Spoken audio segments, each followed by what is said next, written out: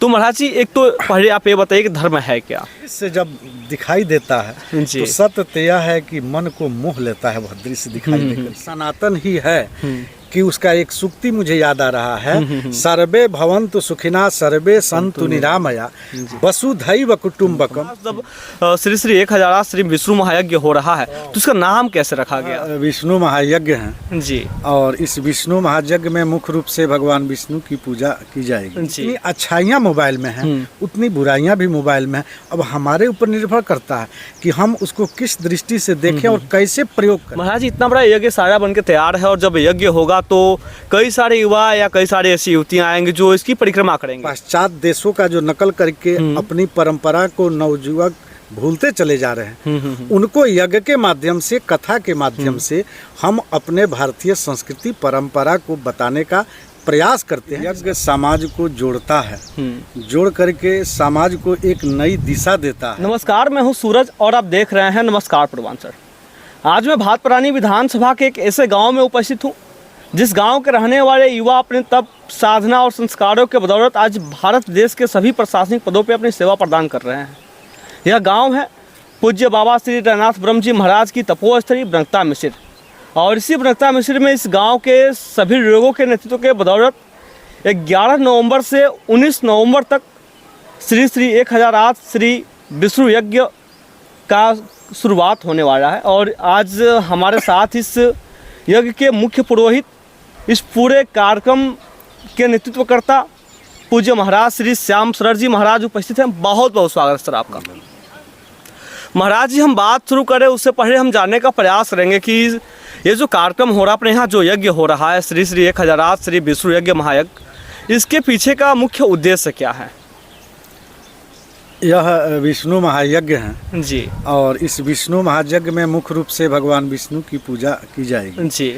और यज्ञ के माध्यम से जो है हम लोग आध्यात्मिक के साथ साथ जो है भौतिक, ये सारे प्रकार के लाभ आम जनमानस को मिलेगा।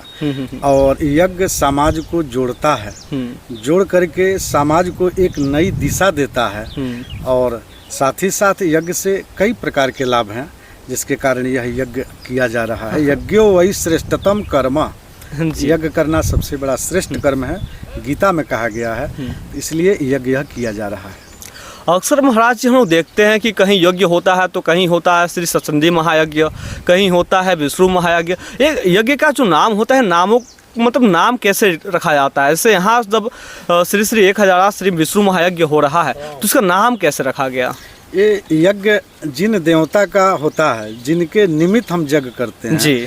जैसे सतचंडी महायज्ञ में माँ दुर्गा जी का मुख्य वेदी बनता है और मुख्य रूप से उनकी पूजन किया जाता है। प्रधान देवता वो होते हैं।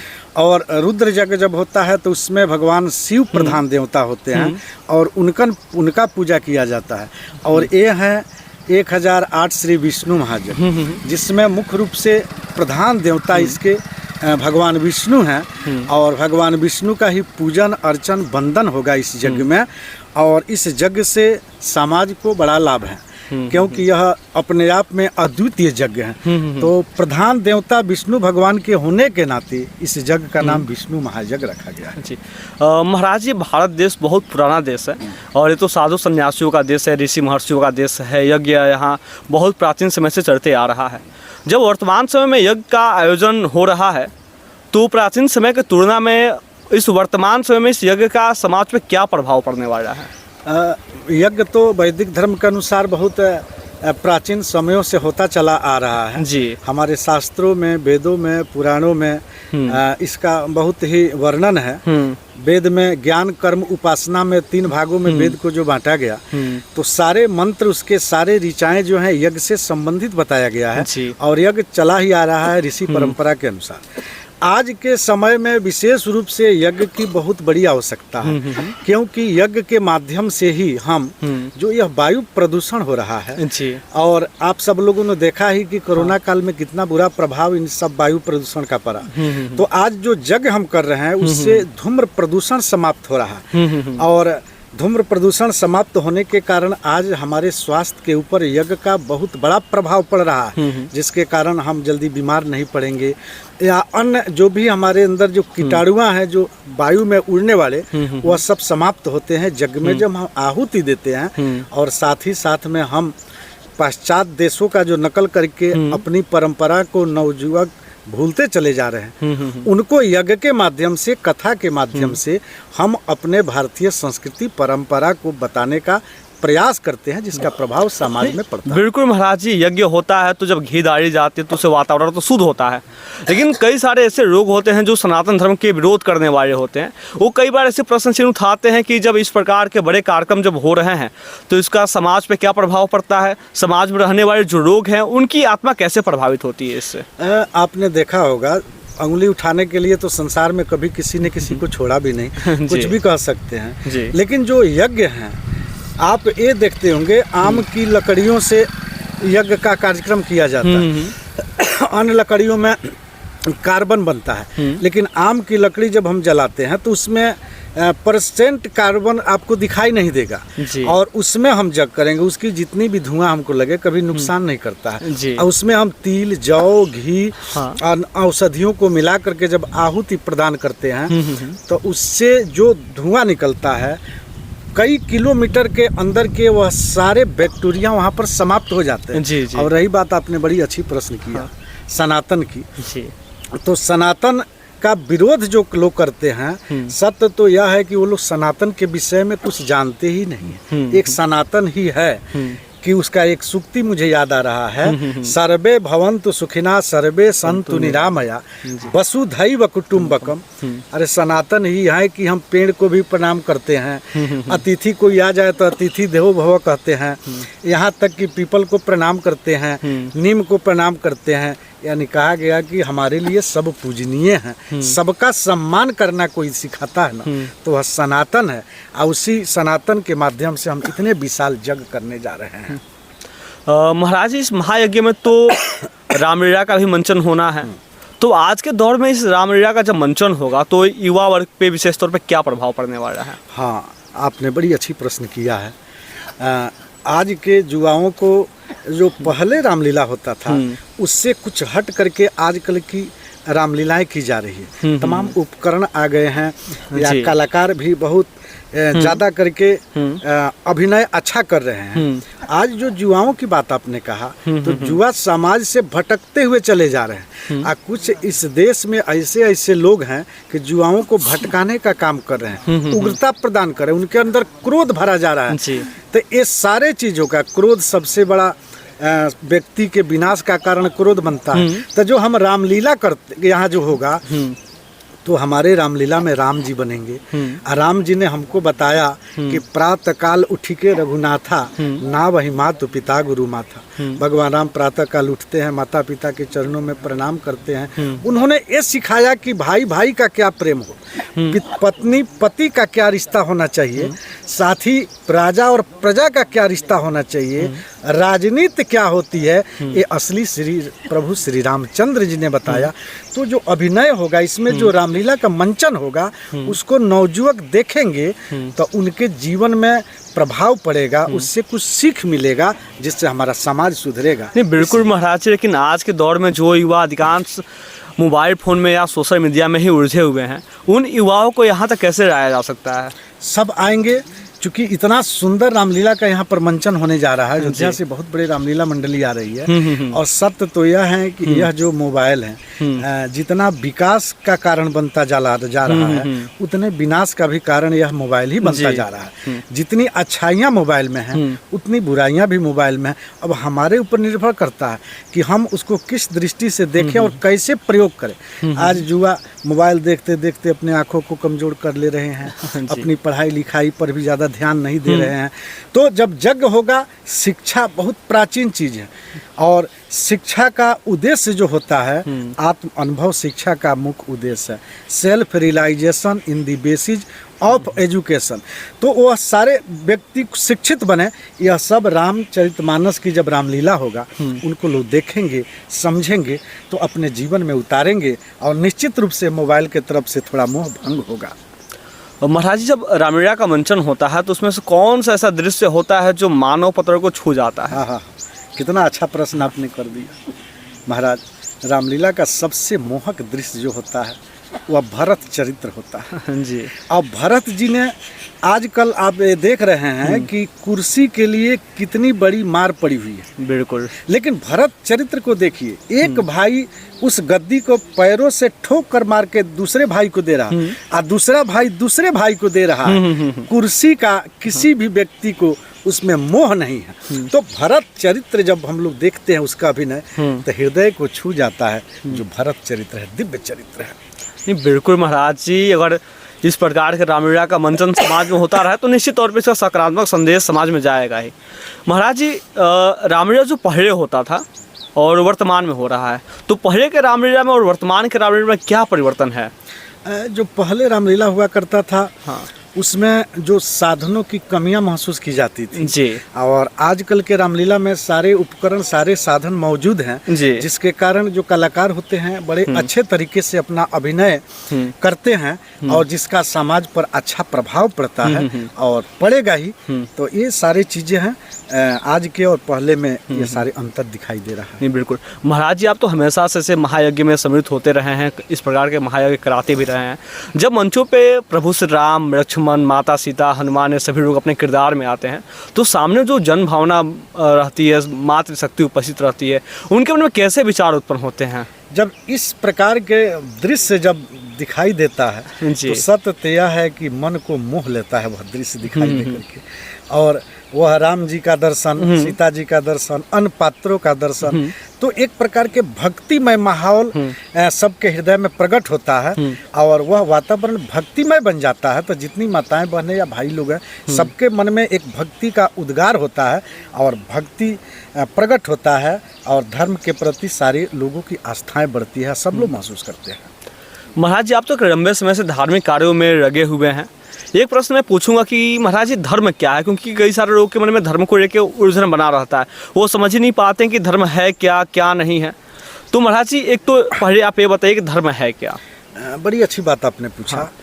वास्तव में लोग धर्म को समझ नहीं पाते। वो ये सोचते हैं कि केवल मंदिर में जाकर के पूजन कर लेना ही धर्म है जी, और उसका विरोध करना लोग शुरू कर देते हैं। जब धर्म की अच्छी तरीके से परिभाषा जान जाएंगे, धर्म का बोध हो जाएगा ना, तो किसी प्रकार का विरोध करना बंद कर देंगे और उनके मनोमस्तिष्क से सारी भावनाएं उतर जाएगी। धारयति सधर्म, जो धारण करने योग्य है उसे हम धर्म कहते हैं। हम अपने परिवार में रहते हैं और माँ को माँ कहना धर्म ने सिखाया, पिता को पिता कहना धर्म ने सिखाया। ये हम जो पूजन कर रहे हैं, मंदिर जा रहे हैं, जग कर रहे हैं, ये हमको धर्म ने सिखाया। और साथ ही साथ सात तस्मिन परम प्रेम रूपा अमृत स्वरूपा च, भक्ति शब्द जो है भज सेवायाम धातु से बनता है। तो सेवा करना सर्वोपरि धर्म है, यह धर्म की बड़ी व्याख्या है। और उसी को तो धर्मेण हीना पशु भी समाना, जो धर्म का परिभाषा नहीं जानता, जो धर्म को समझता नहीं है, तो समझिए कि उसका जीवन पशुवत है। तो धर्म की परिभाषा बहुत व्यापक है, उसको जान लेने के बाद तो आप समझ लेंगे कि वास्तव में धर्म क्या है।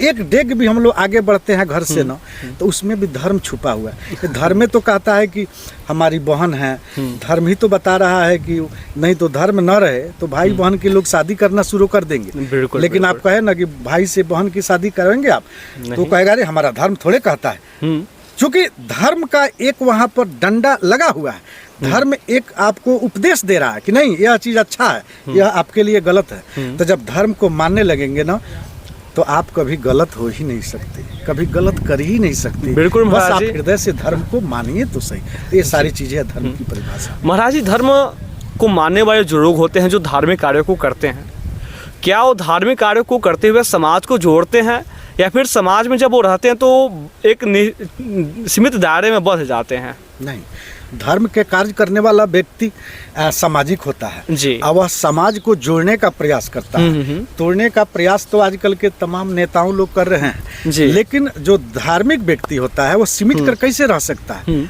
उसके ऊपर उत्तरदायित्व है। धर्म ने हमको कहा है, धर्म समाज को जोड़ने का काम करता है। तो जो धर्म का काम कर रहे हैं वो समाज को जोड़ते हैं, अनेकता में एकता लाते हैं और जन जन तक धर्म का संदेश पहुंचाते हैं।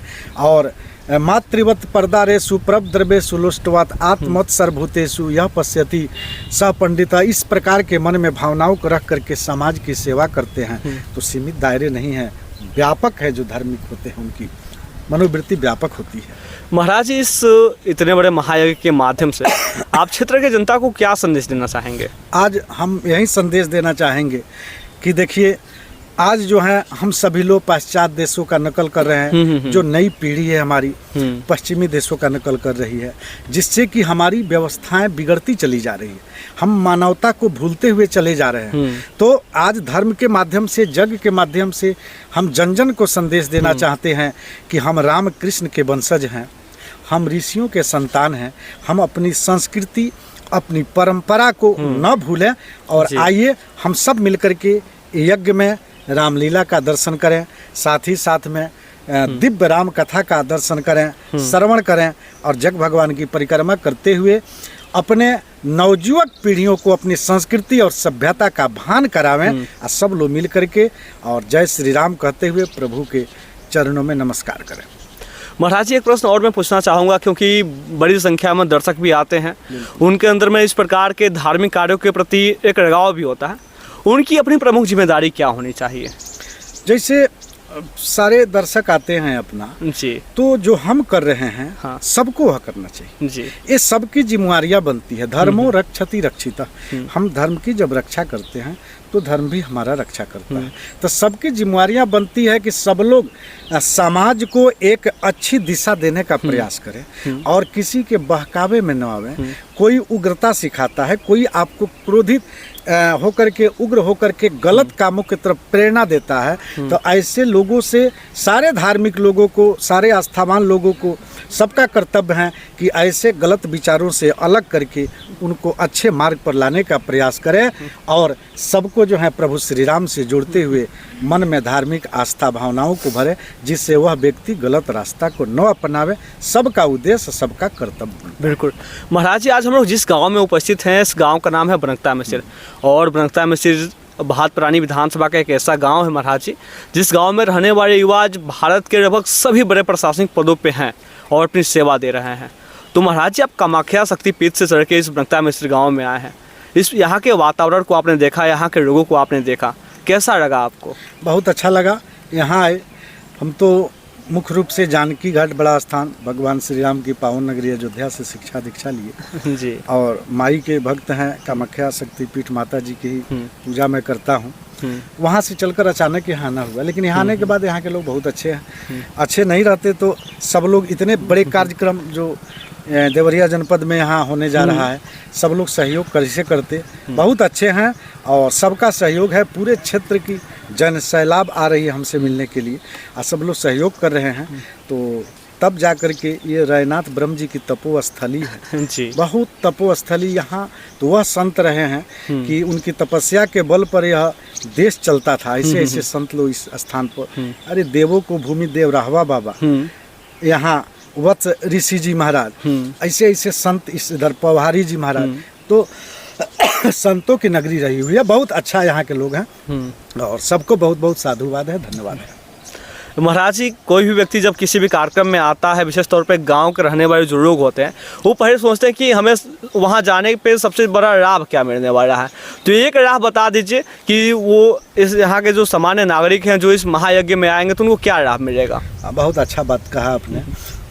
सबसे बड़ी लाभ तो है जब यहाँ पर आएंगे और जग भगवान की जब वो परिक्रमा करेंगे तो जो हवन होगा उसका जो धुआं निकलेगा वह चारों तरफ गुंजायमान होगा। तो आज आप देख रहे हैं ना कि सारे यूरिया लोग खा खा करके बीमार पड़े हुए हैं जी। एक से एक ऐसे ऐसे खाद आ रहा है कि लौकी है, इंजेक्शन दे करके बड़े कर दिया जा रहा है, सही सब्जी नहीं मिल रहा है, सरसों तेल नहीं मिल, तो उससे एक बीमारी से ग्रसित है। तो जब धूम्र प्रदूषण, यहाँ का पवित्र प्रदूषण, पवित्र धुआं जब लगेगा तो सारे वायुवरण में इधर गुंजायमान होगा, तो उसका जो श्वासों से अंदर लेंगे ना शरीर में जाएगा, तो सबसे बड़ा लाभ तो ये होगा कि वह व्यक्ति स्वस्थ होगा और उनकी बीमारियां दूर होगी।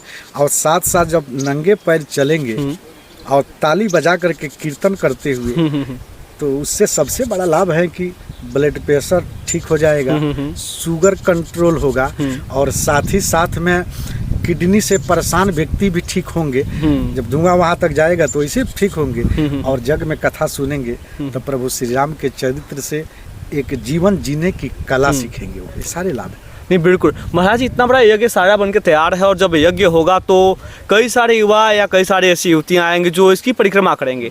ये परिक्रमा अब एक ट्रेंड बन चुका है। हम देखते हैं कि अगर हमारा मित्र परिक्रमा कर रहा है तो हम भी परिक्रमा करने लगते हैं। परिक्रमा करने का क्या लाभ होता है? परिक्रमा क्या है कि यानी कानी जपा पानी जन्मांतर कृतानि च तानी तानी नश्यंतु प्रदक्षिणाम पदे पदे। जब हम परिक्रमा करते हैं तो हमारे पूर्व जन्म के या अन्य जन्म के कुछ ऐसे कर्म हैं जो सारे जो गलत कर्म हैं, पाप हैं, वो सब नष्ट होता है और हमारे जीवन में एक ऊर्जा मिलता है, निगेटिवता समाप्त होती है और हमारे मन में एक ऊर्जा भरता है और आस्था बढ़ती है और उन ऊर्जा के कारण कई प्रकार का लाभ मिलता है। और आध्यात्मिक लाभ तो है कि इतने देवी देवता इस मंडप में हैं, उनकी हम परिक्रमा करते हैं। हाँ। तो गणेश जी महाराज ने तो अपने पिता माता का परिक्रमा करके सबसे पहले पूजा गणेश जी की होती है। तो इसमें तक विष्णु भगवान है, कई देवी देवता है, तो सारे लाभ मिलता है। तो महाराज कितनी बार परिक्रमा करना चाहिए इसका? परिक्रमा अब अपने ऊपर निर्भर करता है, 11 बार करें, 21 बार करें। हाँ हाँ हाँ। 108 बार लोग करते हैं जी। अरे कई ऐसे आस्थावान व्यक्ति है कि 12-12 घंटा तक करते हैं। ये उनके ऊपर निर्भर करते हैं। 4 बार करें, जितनी बार करें उनके ऊपर निर्भर करता है कि कितनी बार परिक्रमा करें। तो यज्ञ है और यज्ञ 11 नवंबर को भव्य कलश यात्रा के साथ शुरू होगा और इसमें बहुत बड़े बड़े धर्माचार्य भी आ रहे हैं जी। और कथा प्रवचन सत्संग सब चलेगा। अच्छा, एक बात और बताएं, दूर दूर से आने वाले जितने भक्त लोग हैं सबकी रहने की व्यवस्था, सबकी भंडारे में प्रसाद पाने की व्यवस्था, प्रतिदिन कम से कम 5-10 हजार लोगों का भंडारा यहाँ बनेगा। यह सारी व्यवस्थाएं यज्ञ सेवा समिति की तरफ से हो रहा है। हम सभी लोग को चाहेंगे आप लोग आइए, दर्शन कीजिए, कथा सुनिए और धर्म से लाभ उठाइए। बिल्कुल, बहुत बहुत धन्यवाद महाराज जी आज अपना समय देने के लिए।